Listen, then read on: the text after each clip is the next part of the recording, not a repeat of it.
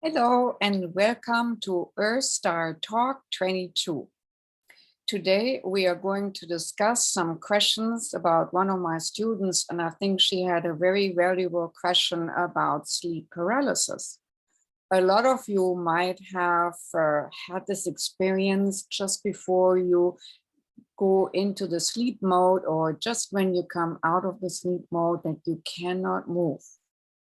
But some of you have already had this experience when you're connecting with spirits. So I want to read here what my student wrote because I think it was a very valid question and it gives us a little bit more details. So she says that each time she encounters spirits, it's like getting a sleep paralysis. I usually hear them talking first, and then I can see them either in my mind's eye or physically see them with my eyes. Then suddenly I am unable to move my physical body. At first, I thought it was because I was afraid. This has happened since I was a child. Since I've been taking your course and practiced the golden light meditation, I'm no longer afraid. I just happened this morning and I'm remembering a story you told us about unconditional love with a spirit you encountered. I heard two men talking and then I was able to see them. It is weird to see spirits sometimes because then it feels like I can see me too. And by the way, here I can already interject that this is the truth. If you can see them clearly, they obviously can see you clearly too. So it goes both ways. It's like the window, which, goes in both directions. I was not afraid until I felt their energy come into mine, and that's when I was no longer able to move. When it happens, it's a very overwhelmed feeling of energy. That is very typical when spirit wants to merge with you. And then it's about this integrational process when the spirit, whatever entity it is, tries to get control of your body functions. My back gets super hot and uncomfortable, almost like when I'm channeling. Yes, when we are channeling and we are just open ourselves up to the higher frequencies, that can get really, really hard because the higher dimensions, higher frequencies, it's like coming closer to the sun. You will get hot. If it's low frequencies, you might get cold. That's why we sometimes have this cold wind around us when there's a ghost nearby. I felt the energy shift when I couldn't move, but I didn't panic. This time I tried relaxing and opening my heart chakra and sent out unconditional love to the two men. The feeling stayed the same. It was all overwhelming. It was feeling uncomfortable enough that I screamed to them get out of my system. And then my body temperature, which was so elevated that I was sweating, calmed slowly down after they left me. My question is this a psychic attack since I'm having paralysis when it happens? Part of me feels like there's something more to this since it happens every time I contact spirit physically. I wouldn't say it's a psychic attack. I think it has something to do with your talents. And I'm discussing this openly because in the upcoming awakening process, a lot of young people will revert back to their talents, meaning they will have to use their talents. They will have to know how to deal with their talents, which they are born with. So a lot of people will have these sort of experiences, and that's why we are discussing them here in the open. So she further writes, I've been doing the golden light meditation almost daily, so I'm not sure why this is happening if it's an attack. And again, if you have done the golden light meditation, meaning you're filling yourself with golden light and you're filling your aura with it, which burns off low frequencies, it's definitely not an attack because an attack would be counteracted by a golden light frequency.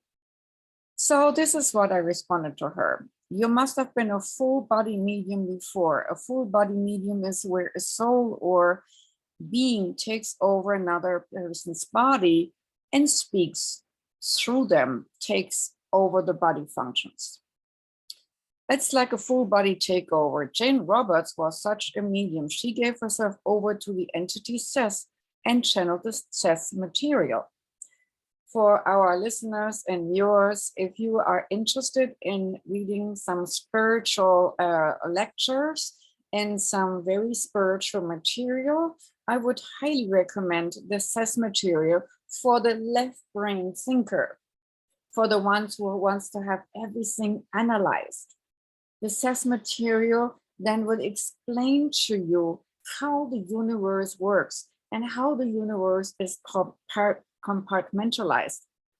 And it is a very fascinating read. It's not an easy read. You cannot read it like an easy story.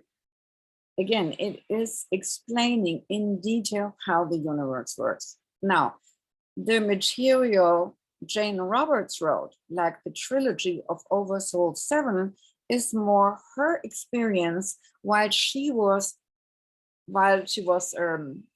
pressed out of her body, experiencing things in a higher dimension. So she writes it more from the right part of her brain, from her intuitive sense how everything works, from her story of experiencing, observing other lives she had or other aspects of soul sparks animating different bodies which belong to her soul. And that's why it's named Oversoul 7, the trilogy of Oversoul 7, like a 7 in the soul aspect of the seventh dimension, or in the higher aspect of her soul, which is observing or administering to or in charge of 7 strands of soul experience, 7 strands of her soul who have been incarnating in different form, different 7 personas. Very interesting to read. Seth material, left brain, trilogy of Oversoul 7, very right-brained. So that should explain some of the question a lot of people have about our soul and how it's made up and where we're going and what we're doing and parallel lives and past lives and such. Very interesting material. But let's come back to what we want to discuss here about their body paralysis. So I perceived that this lady had been a full body medium before, because she and her body was so used in being taken over. For example, the ladies at the Oracle of Delphi or Delphi in Greece, they were smoking or inhaling the smoke of certain opioids and other hallucinogenics to get out of their body and receiving information. And some of these oracles, an entity took them over and took even over their body, took over their voice, just like in Jane Roberts' case, and then gave their information. Jane Robert, if you have the privilege of seeing some of her old videos, you will see a normal woman with a normal voice, with big glasses, taking them off when Seth comes in, and then he starts with "Good evening, everybody," like with a very deep voice, totally different than what Jane Roberts' voice was. So I wrote then further to determine what tries to take you over and determine whether it's a benevolent being or beings or just passerby in spirits like ghosts or stuff, and what their intentions are. We need to ask questions. And that's what I'm telling my clients and also my students all the time. Ask questions. So the questions here to be asked would be, who are you? What do you want? Do I have a soul contract with you? Yes or no? Yes or no questions are the good questions, so spirits cannot really deceive you that easily, because you will feel whether the answer is true or not. When I teach my students about how to meet your guides, guardians, and crossed over loved ones, Yeah, they might meet their guides and guardians and such. But what if there is a ghost coming in and that we learn to differentiate? Is it really guide? And if this person or this being entity is there in our connection point, how can we differentiate whether it is a good spirit, benevolent spirit, and a spirit of wisdom? Just by asking the appropriate questions. And spirit is really not allowed to deceive us if we ask the right questions. And that's some of these questions I just mentioned, you know? Are you one of my guides? Yes, no. Are you a passerby soul? What's your name? Where do you live? And all these sort of things. And if the soul doesn't know the appropriate answers, then there's something off and you have to dig deeper. So it's a good thing that they were leaving when she commanded them, like, shoo, go out of my system. You're not allowed to be here. If they would have tried to stay in her body, it was definitely not a well-meaning spirit or spirits.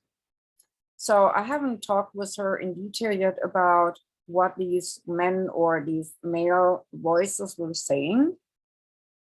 Because sometimes when you're channeling and you are, like Seth, you know, was also male voice, and you're taking over a person who has a soul contract with you to be a full body medium or a full trance medium, as we also speak of, like Jane Roberts.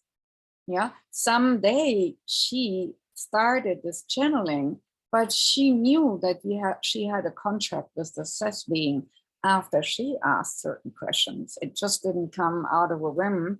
And she opened herself up to all get out, to let something speak to her. And some of these talented youngsters who are coming now into our power might just think it's cool and say, oh, let's just give us over to whatever comes. And I would highly say, don't do that. Check first what you're opening yourself up to. So I found it a good thing that they were then willing to leave right away to not show their ill intent. And then the spirit knows to leave the body and let go of if it's a well-meaning one. But her body also might have remembered the times, for example, like being an oracle in Greece. And sometimes past life, I call them parallel lives, will leak into our lives. Memories will leak or bleed over from another existence into this one. If you have been following me on this EarthStar Talk, you might have heard me talking about past or parallel lives leaking in our lives, where we have phobias and whatnot, and we do not know where they were coming. Because of past experience, they're just leaking into this life and we still have the same fears. But here it is the body reaction. The soul knows how it is and how it feels like to be taken over and is not so resistant. But her mind in this lifetime says, nah, there's something not quite right here. I'm not sure whether I should trust this. So there's an inner battle. Like she's not just relinquishing her body over to any kind of spirit. She says, no, I just want to know first, you know. If she would have not rejected or said, no, I want to first know what's going on, the spirits might have taken her over and who knows what has happened. She needs to determine what's going on first before such things are happening. When I'm channeling, I am not a full trance medium channel. I allow my spirit to stay in my body. So sometimes it might feel not as deep when I channel, like in the last two episodes, one I was channeling Isis and one I was channeling Sobek. I was still aware, even though I could feel the presence, I could sense the presence, and my listeners told me and called me up that I could feel the workings these beings were doing in their body as they were listening. So they were kind of like linked in with the energy field of what was happening at the time. But I made a commitment to my spirit this time in my body to not let a being absolutely take me over, even though I had been a full trance medium in another lifetime. This lifetime, I wanted to stay in my awareness, but as we can be trained to be thinking multidimensionally and compartmentalize our mind and make room for another being to come in, it doesn't mean that we have to leave. When we are trained this way and we can compartmentalize our body, mind, spirit connection into a way that we make room, voluntarily making room, but not allowing a full body takeover. So then let's go further. So the spirit in that life, she had no interest to giving herself over and refused, and therefore there was a struggle, and therefore it created this paralysis. Now towards the detail of what one can do about it all. First, were the two men more like ghosts? What were they talking about that we can differentiate their awareness and existence level? Ask from which dimension they came. And further questions. I am always asking about dimensions because when we know about the guides, guardians, or even crossed over loved ones, or these kind of incidences, what dimension they're in, we can differentiate. Well, what kind of experience might we have with these beings? From higher dimensional beings, there might be more spiritual experience. From lower dimensional beings, more physical related, three-dimensional or four-dimensional related experiences, polarity experiences. Yeah. So asking these two male voices where they're coming from in dimension might give us also some further clues on what to allow them and not to allow them to do with our body. So if you see spirits, they can see you too. That is clear, and that should not be a problem. When you open your heart and they were not repelled, indicates that they were not bad spirits. Bad spirits would be most likely repelled. It's almost like a polarity, counter polarity. You cannot come close. If somebody sends you high vibration out to you and you are of low vibration, the high vibration seems to take you over, and you might not want that and be transmuted and transformed by the high vibration. So you might, with your low vibrational being, reject that and withdraw. If I do house clearings, I come in full power, and low vibrational beings just don't like it, and therefore will go into the corners or flee the light into the further darkness. In the same way it happens here. So the heart energy as higher frequency and heat, also higher frequency, would tell me it's not so much a low frequency attack. And I haven't really felt an exemption if it was a high frequency heat or which goes along with the experience that it was a low frequency being. I haven't had that experience yet. So if somebody has, please write me or email me to claudiagranger1@gmail.com, and I will check things out and see further, and we can discuss it here on EarthStar Talk. So taking everything into consideration, I don't believe that it was a psychic attack. I believe more that it was an entities to use your capacities as a doorway, gateway to this world, like Seth did with Jane Roberts' channeling and body. Seth was always referring to Jane Roberts as a gateway, a doorway, so that he could come in and take her over. So some souls have that as a soul contract. but not many do.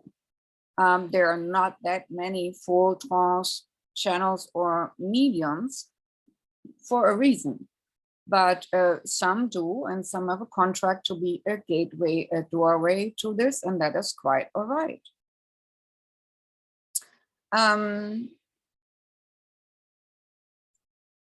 If you do the golden light, it cannot be really an attack.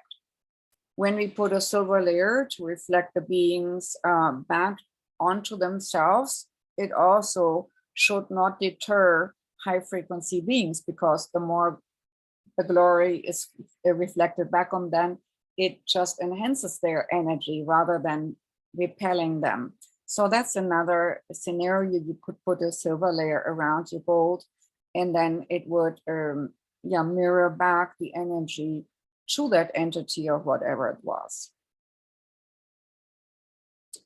So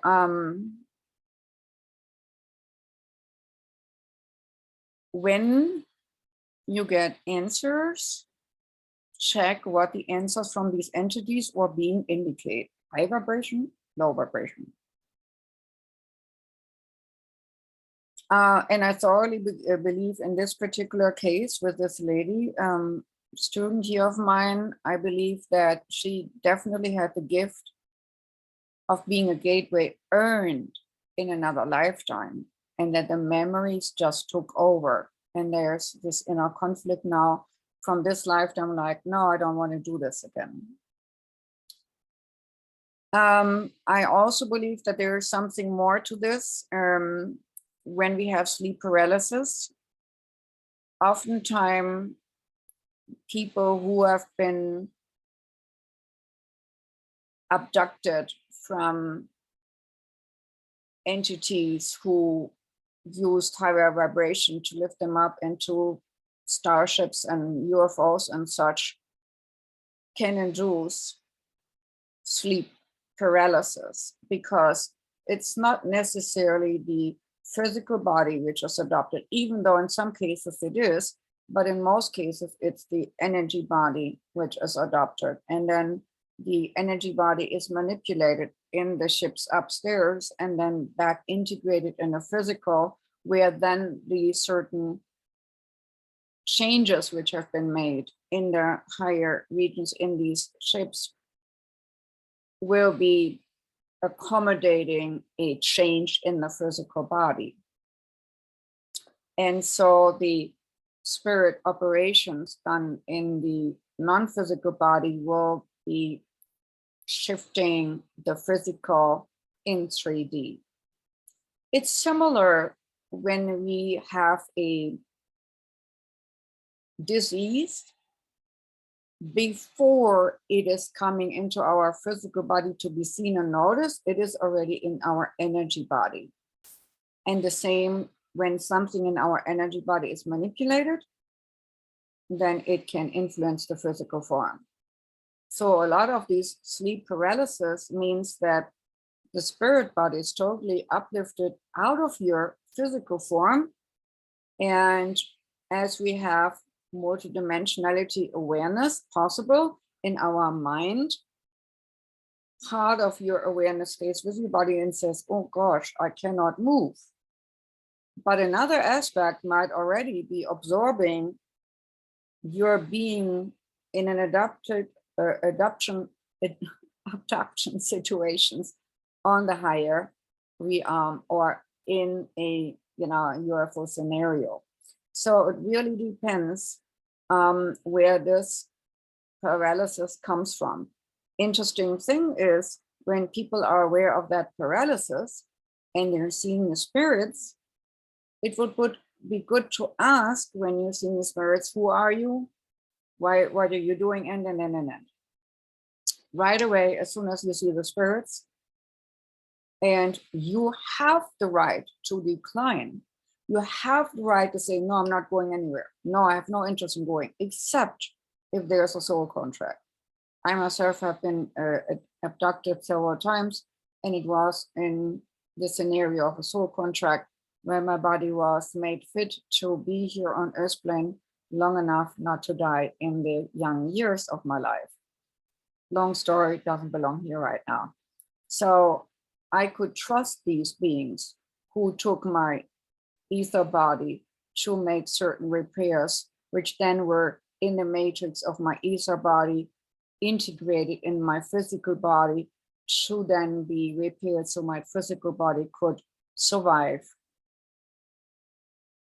Now, sometimes when no spirit is involved and you have this sleep paralysis, how it's often called, then your body might be out on itself, heighten its vibration so that you can roll out of your body to have a out-of-body experience. This paralysis sense always goes into effect before you are getting out of your body, with your spirit body.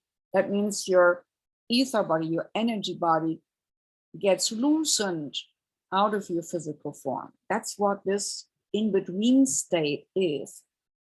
And if you ask a lot of people who do conscious out of body experience and you getting out there, they will confirm that before they're getting out, there's this paralysis feeling. And then they roll out or fall backward or fall forward or go upward. But when it's induced by spirit, then it's always good to check who are you, why, what, and so on. How many times you have done this to me? Where are we going? And when you're asking, you will know answers. Even if you don't hear them with your inner ears, you will just mostly know it, or it will be shown in pictures. Your other psychic senses will be involved to give you answers. If you're asking, it's never that you have no answer as a result of a question. There will always be indicators. So trust these indicators to dig deeper.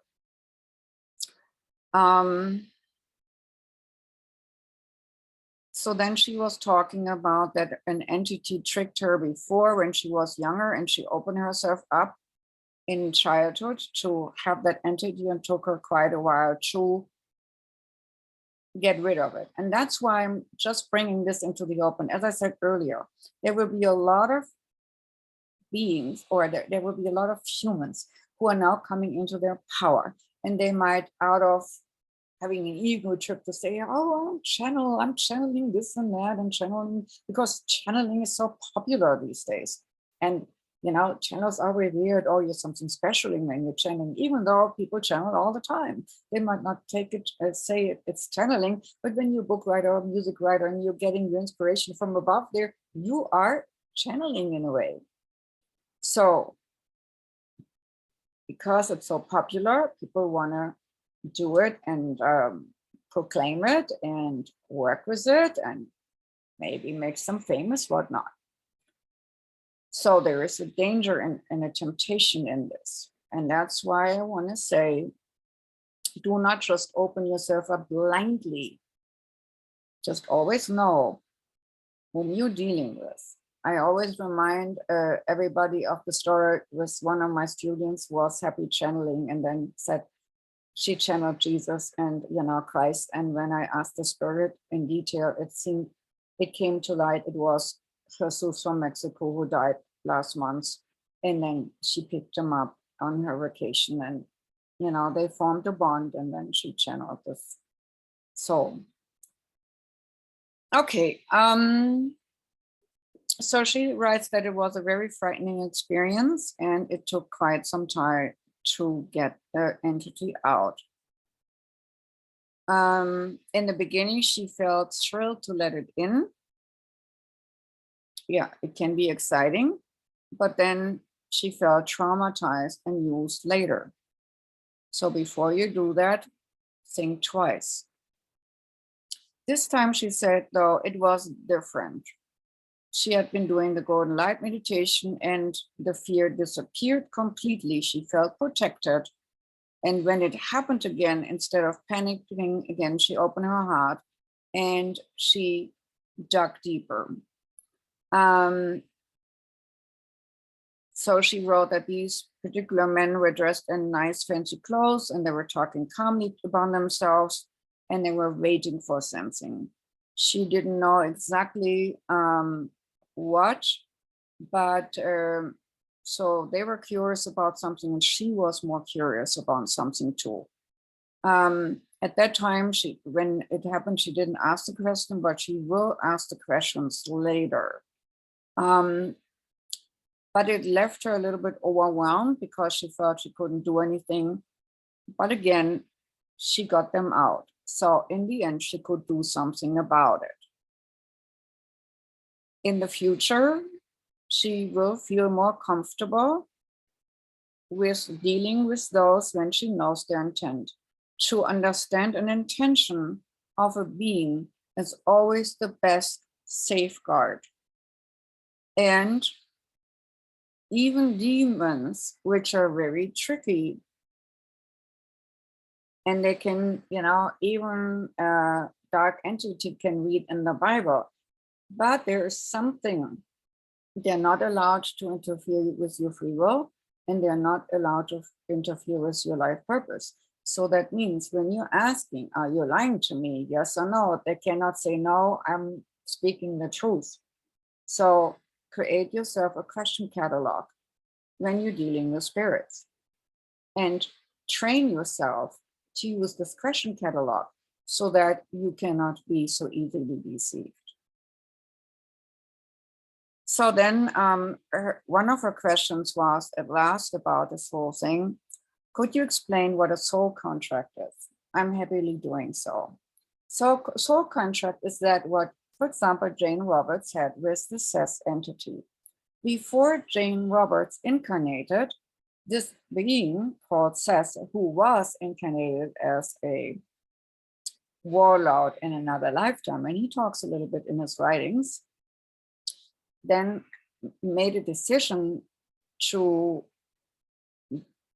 work more in a spiritual way and therefore explain to humans how this whole universe works in all details. Jane's soul found that to be a worthy cause and said, when I'm down there in 3D, I'm allowing myself to use me as this gateway, and you're allowed to slip into my hall of body and take me over.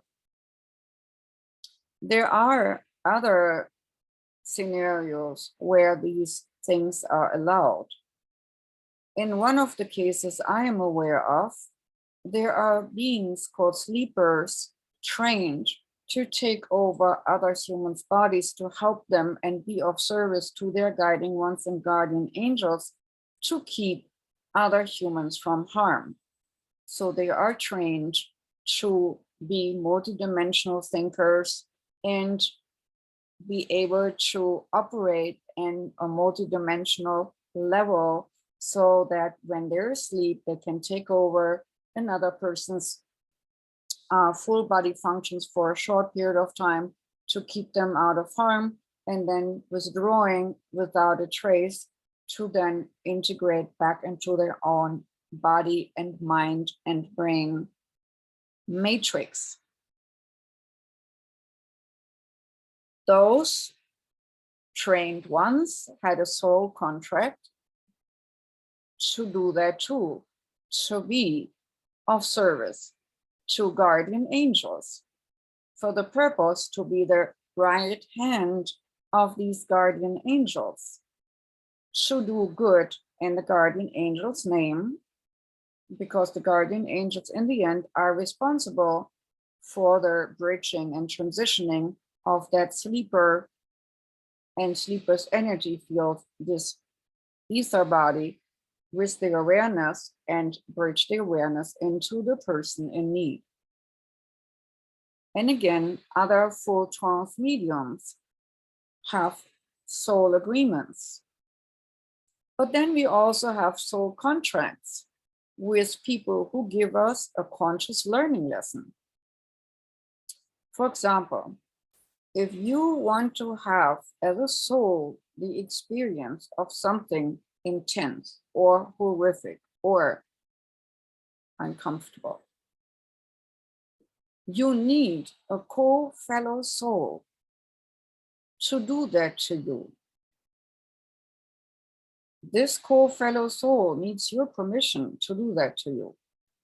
It's not, nothing is happening at random in God's creation or Source's creation or in the creation of all there is. There's always a cause and effect. So if you want to have a certain experience of deprivation or prostitution or whatnot, then another co-fellow soul has to volunteer.